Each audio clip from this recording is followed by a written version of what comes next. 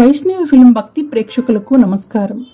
చిత్తూరు జిల్లా పలమనేరు సమీపంలో పురాతన విగ్రహాలు బయటపడ్డాయి. కుర్మాయిలో కూర్మా వరదస్వామి ఆలయ జీర్ణోద్ధార పనుల సందర్భంగా ఆదివారం పంచలోహ విగ్రహాలు బయటపడ్డాయి.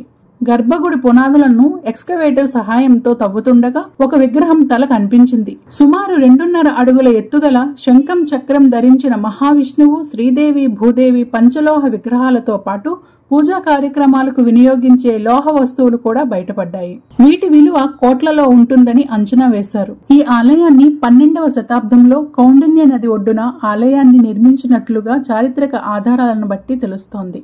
మహమ్మదీయ దండయాత్ర నుండి ఆలయాన్ని కాపాడే నేపథ్యంలో కూర్మ వరదరాజస్వామి ఆలయాన్ని ఇసుక మట్టితో కప్పేసినట్లు పెద్దలు చెబుతున్నారు. 1950లో కర్ణాటక రాష్ట్రం నంగిలి సమీపంలోని కరిడిగానిపల్లికి చెందిన చెంగారెడ్డి అనే మోతుబారు రైతు ఈ గ్రామానికి వచ్చిన సందర్భంగా పొలిమేరల్లోని మట్టి ఇసుక కింద ఆలయ శిఖరాన్ని గుర్తించినట్లు చెబుతారు. అలా బయటపడ్డ ఆలయం పురాతన దశకు చేరిందని అంటున్నారు.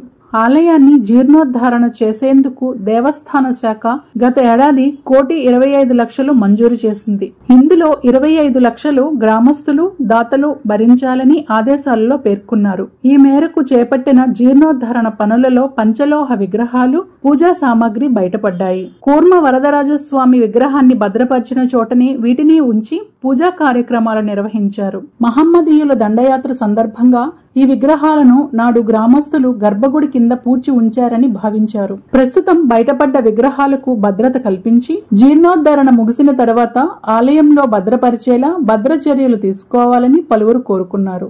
ఈ విషయం తెలియడంతో చుట్టుపక్కల గ్రామాలలో ప్రజలు విగ్రహాలను చూసేందుకు తరలివచ్చారు.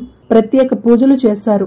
ఈ వీడియో మీకు నచ్చినట్లయితే ప్లీజ్ లైక్ చేయండి, షేర్ చేయండి, కామెంట్ చేయండి. అలానే మన వైష్ణవి ఫిల్మ్ కార్పొరేషన్ ఛానల్ ని సబ్స్క్రైబ్ చేసుకోండి.